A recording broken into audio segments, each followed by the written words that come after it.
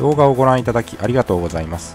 今回は2020年にバンダイさんから発売された衝動 X 仮面ライダーシリーズ10から仮面ライダースーパーワンの制作です。組み立て、色分けされていなかったところへの塗装、そして先に組み立てたバイクブルーバージョンへの登場までをまとめました。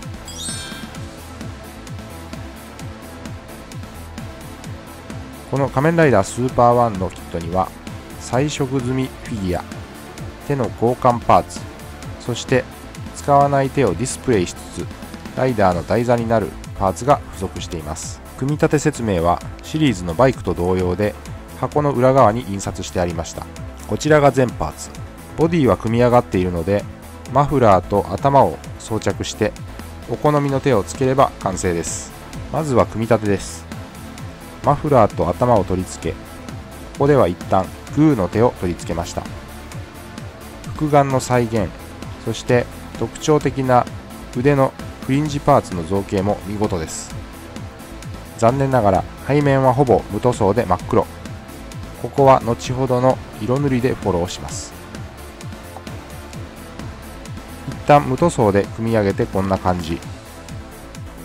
前面はほぼ忠実に色分けされています。かっこいいです。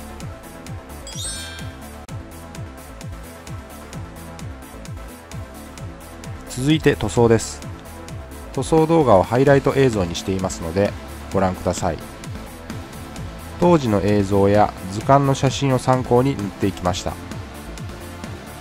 ミスタースーパークリア艶消しで下地を作り、ホビー用水性アクリルの下出るカラーで塗りました。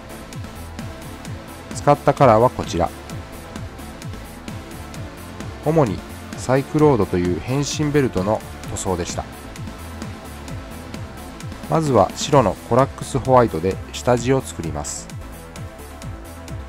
次にシルバー、アイアンハンズスティールというカラーを下地を作った白の上に塗ります。ソフビなどのフィギュアでは省略されてしまうことの多かったベルト側面のカラーリングも今回はやってみました。シルバーの上に赤、青、緑、黄色の4色を入れています。赤はメフィストンレッド。フリーハンドで細かな部分も筆塗りのみで対応したので細い線が少しはみ出たりしましたが、なんとか雰囲気は出せたかなと思います。青はマクラーグブルー。塗装にかかった時間は15分程度でした。緑はキャリバングリーン。黄色はアバランドサンセットです。色塗り後は水性のトップコート艶消しを吹きかけて乾燥させ完成。色分けされていないところを補う形での塗装。特に背面がまあまあ見れる状態にできました。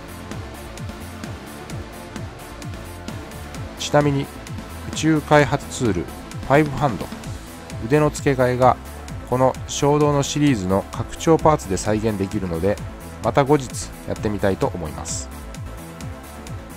手の交換パーツのスタンドはこうして取り付けてスーパーワンのフィギュア台座になります。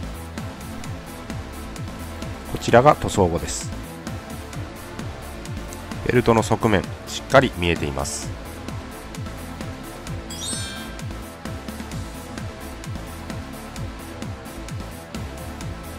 仮面ライダースーパーワンは宇宙飛行士の訓練と改造手術を受けた惑星開発用改造人間、悪のドグマ帝国から世界を守るために戦います。赤心少林拳で戦う拳法の使い手のライダーでもあります。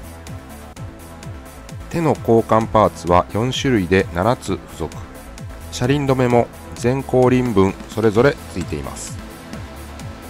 そしてバイクブルーバージョンへの登場です。衝動 X のバイクシリーズはこれが楽しみ。手のパーツを付け替えてライダーをバイクの登場体制に変形させて組み上げます。衝動 X は高さ約10センチサイズの可動フィギュアシリーズ、食玩の衝動の可動の機構をさらにブラッシュアップしたシリーズでした。吸盤からライダーも造形を新造、バランスが見直されて劇中のイメージの再現度が高まったキットになっています。そして衝動 X の一番の魅力はこのバイク、ライダーとの連動がファンには何とも嬉しいラインナップです。微調整して登場完了しました。こちらが完成。やっぱりかっこいいですね。